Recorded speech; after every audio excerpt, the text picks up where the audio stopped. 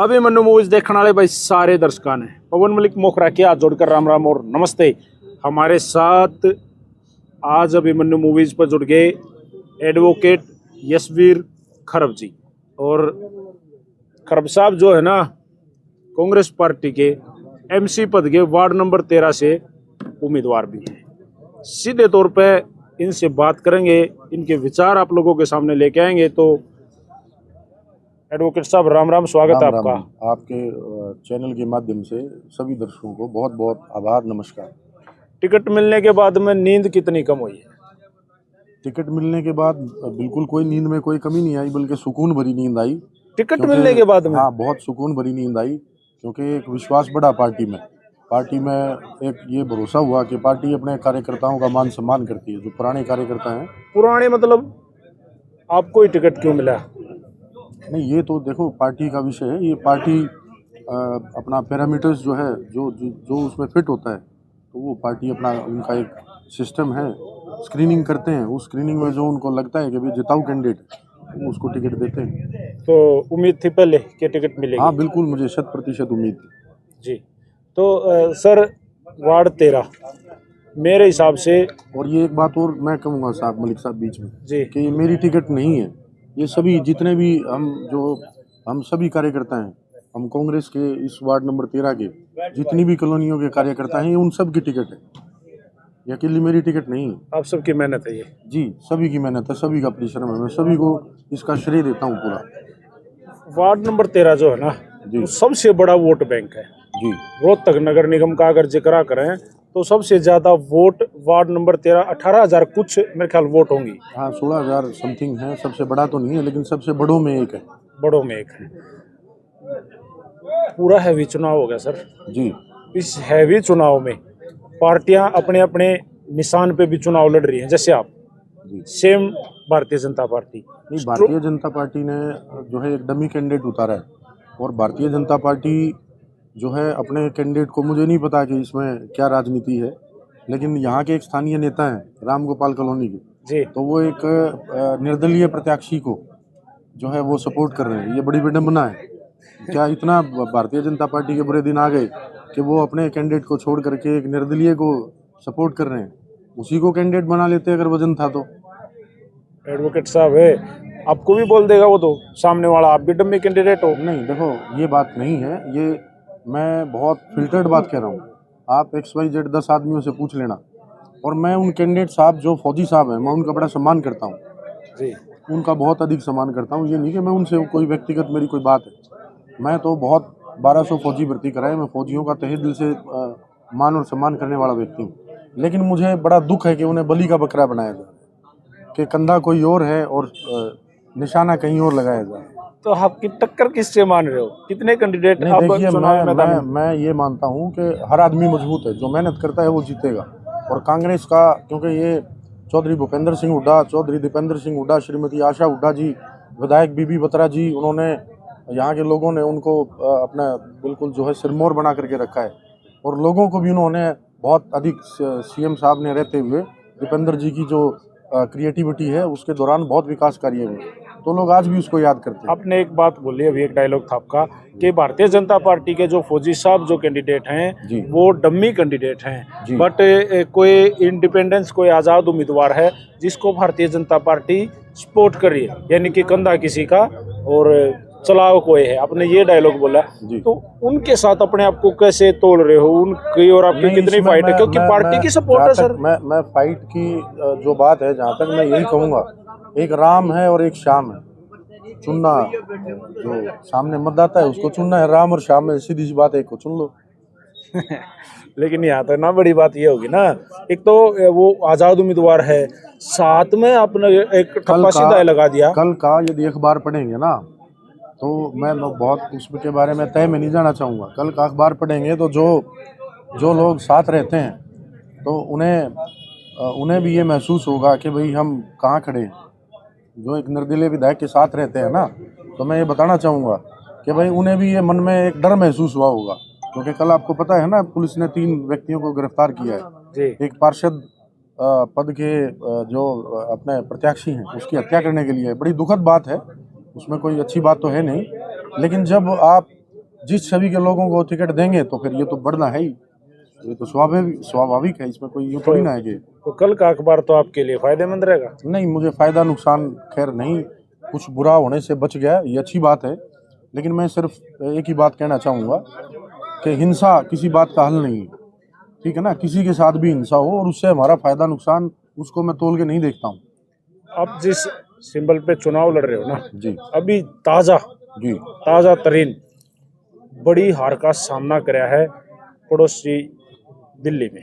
जी।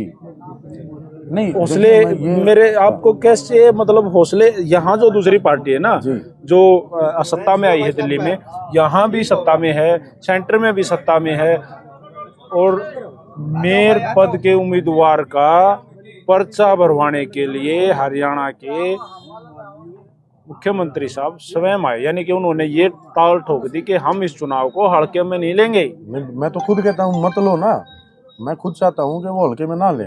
अच्छी बात है, चुनाव अपना बहुत साफ सफाई से ईमानदारी से लड़ना चाहिए, लेकिन ये कौन सा सलीका है कि आप जो है लड़ा किसी रहे हैं और खड़े किसी के लिए। एक स्थानीय नेता की मैं दोबारा से बात करूँगा जी। अच्छा, एक बात बताओ, वार्ड 13 में घूमे हो? हाँ बिल्कुल, मैं 22 दिसंबर 2024 से लगातार मैं अथक लगा हुआ हूँ, लोगों के बीच में जा रहा हूँ, उनकी समस्याएं जान रहा हूँ, ताकि मुझे भी पता लगे कि कल को जब लोगों का आशीर्वाद वो अपना आशीर्वाद दे देंगे, ऐसा मुझे उम्मीद है। देखिए, हर कैंडिडेट उम्मीद करता है, तो उसके बाद हर जो कॉलोनी है वार्ड में, उसकी अलग अलग समस्याएं। वार्ड जो, यदि मैं बात करूं देव कॉलोनी की, तो वहाँ पे यूनिवर्सिटी में जाने का आवागमन का एक रास्ता है, तो वो यदि खुल जाता है तो उनको बहुत अधिक सुविधा हो जाएगी। वो सारी चीज, रामगोपाल कॉलोनी की मैं बात करूं तो सीवरेज बहुत बुरा हाल है। ताऊ नगर की बात करूं मैं, सेक्टर 14 की में, रोडों की हालत बहुत खस्ता है। यूनिवर्सिटी के सामने जो है ना, जो गोल चक्कर है, वहाँ पे बहुत भीड़ भाड़ का जो है एरिया है। वहाँ पे यदि एक रेड लाइट सिग्नल जो है, वो ट्रैफिक सिग्नल लाइट लग जाती है, उसमें सबका भला होगा। अपने लिस्ट तैयार कर रखी है इन नहीं, चीजों की? लिस्ट मैं बताऊं, जब दिल से आप लोगों के बीच में रहते हैं ना, तो कोई लिस्ट बनाने की जरूरत नहीं है, वो यहाँ पे अंकित हो जाती है। बहुत सारे नेताओं को होती रहती है कि बाद में ना, वही यहाँ के पुराने एमसीओ के ऊपर भी जी, सेम बिल्कुल। मतलब एलिगेशन लगे हैं कि बन गए, कुछ नहीं किया। मेरा कोई स्थानीय नेताओं के ऊपर तो रहते हैं। बेशक बिल्कुल आपकी बात बहुत बहुत मैं उसका मैं मान रखता हूँ। मैं एक ही बात कहूँगा कि मैं कोई प्रोफेशनली कोई बहुत बड़ा राजनेता नहीं हूँ कि मैं ऐसे वायदे कर रहा हूँ। मैं अपने यहाँ और यहाँ से वायदे कर रहा हूँ, और वो कर रहा हूँ कि जो बीइंग ए मतदाता मुझे कमियाँ नज़र आती थी, तो मैं चुनाव के बाद मैं चाहूँगा कि जो मुझे कमियाँ नज़र आती थी ना, वही आम जो मतदाता है उसको भी नज़र आती, उनको मैं दूर करने का प्रयास करूँ। आम जो चुनाव लड़ते हैं जी। वो पब्लिक को नजर आते हैं, लेकिन बाद में, जैसे आपने कहा ना, मुझे कमियां नजर आती हैं, जी। बाद में वो जीतने के बाद वो नजर नहीं आती। कोई बात नहीं है कि इंटरव्यू जो है जीतने के बाद एक साल के बाद फिर कर लेंगे, और आप मुझे बता दीजिए 6 महीने बाद कर लेंगे।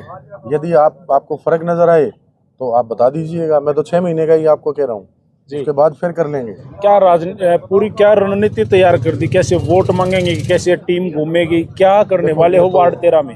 ये सब तो एक मतलब मेहनत का हिस्सा है, ये तो चलता ही रहता है जी। मुख्य बात ये है मलिक साहब कि आप करने क्या वाले हैं। यदि आपको चुनाव किया जाता है तो उसके बाद आप जो है वार्ड नंबर 13 के लिए क्या बदलाव करने वाले हैं? सारे मुद्दे तैयार कर रखे हैं फिर आप? जी बिल्कुल, सीसीटीवी कैमरे, जो आवारा पशु हैं, स्ट्रे डॉग्स हैं, उनसे छुटकारा, सभी मुद्दे तैयार हैं। नशा जो है उसके लिए मुझे बुजुर्गों की आवश्यकता रहेगी, उनकी टीम की आवश्यकता रहेगी। नशा इतना बुरी तरीके से पैर पसार चुका है कि इसकी हमें जो है ना, अभी दस्तक मात्र ही सुनाई देती है, लेकिन इसका भयंकर, जो आप पंजाब का जो बॉर्डर है, तो वहाँ से धीरे धीरे फ्लोट करके आ रहे हैं। तो लेकिन यदि हमारी पोस्टरिटी नेक्स्ट जनरेशन को बचाया नहीं गया तो बहुत भयंकर परिणाम आने वाले हैं, ये हमें नज़र नहीं आ रहा अभी।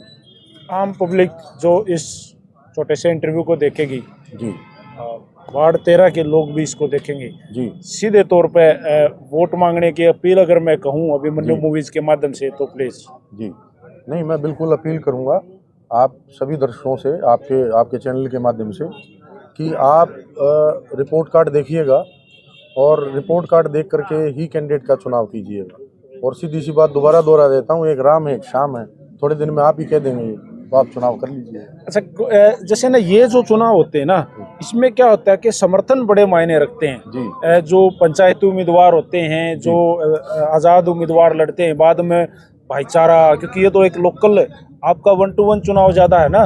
नहीं, बिल्कुल 1 to 1 के साथ साथ पार्टी का बहुत बड़ा रोल रहता है। जी। देखिए, पार्टी की के संगठन की अपनी भी वोट होती है, हर चीज़ का अपना अपना महत्व। तो आप भी किसी को मनाने की कोशिश कर रहे हो, कोई भाईचारा? नहीं, बिल्कुल, मैं हर आदमी को जो रूठा हुआ है, मैं हर आदमी को मनाने की कोशिश कर रहा हूँ। मेरे से कोई रूठा नहीं हुआ, मेरा पहला चुनाव है, तो कोई रूठा नहीं हुआ। सब बहुत तहे दिल से स्वागत कर रहे हैं जी। और मुझे बहुत अच्छा लग रहा है। तो बहुत जिन नेताओं के आपने बैक टू बैक नाम बार बार लिए, जी चौधरी दीपेंद्र सिंह हुड्डा, उनके पिताजी पूर्व मुख्यमंत्री भूपेंद्र सिंह हुड्डा, जी या उनकी वाइफ आशा हुड्डा जी, और आपने 2 या 3 बार उनका और नाम, विधायक जी, हाँ विधायक जी, बत्रा बीबी बत्रा जी, इन सब के आपने नाम लिए हैं। जी। तो ये इस लोकल चुनाव में, मैं इसको लोकल ही बोलूंगा क्योंकि ये आपका चुनाव है, देखिए, तो ये इस चुनाव लोकल, में क्या इनका? सर, लोकल चुनाव ये जब तक था कि जब तक सिंबल के ऊपर चुनाव नहीं लड़ा जा रहा। अब हाँ ये जी। पार्टी का भी चुनाव है और पहला- पार्टी का भी के बजाय मैं कहूँगा कि पार्टी का ही चुनाव।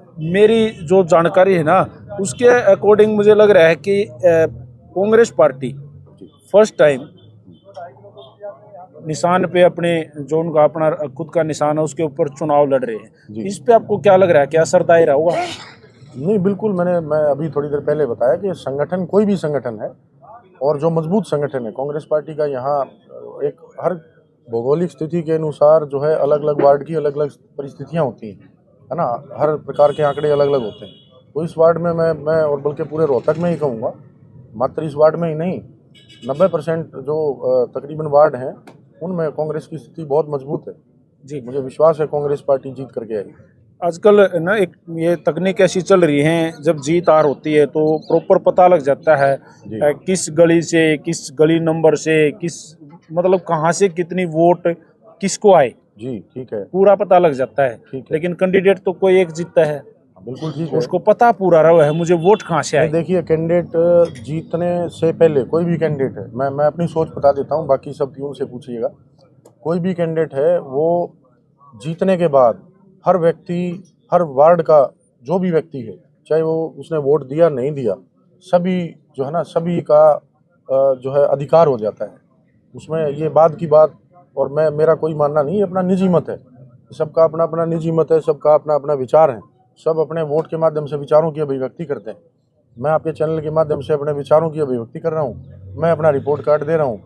बाकी आप दूसरे की जो प्रत्याशी हैं उनसे पूछ लीजिए उनका क्या रिपोर्ट कार्ड है। जी, शायद मुझे नहीं लगता कि आप उनका इंटरव्यू ले पाएंगे। चलो वो समय बताएगा। मुझे नहीं लगता, तो क्योंकि आप सब समझते हैं, समझदार हैं, पत्रकार हैं।